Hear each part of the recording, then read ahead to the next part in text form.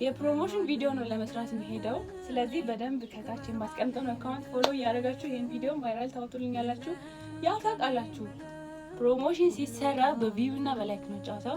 ኤኒዌይስ በጣም ደስ የሚል ቀን ነው፣ ደስ የሚል ፕሮሞሽን ነው የምሰራው። አብራችሁን ሁኑ። ጌት ሬዲ ዊዝ ሚ፣ ከኔ ጋር አብረን እንሄዳለን፣ አብረን እንዘጋጃለን።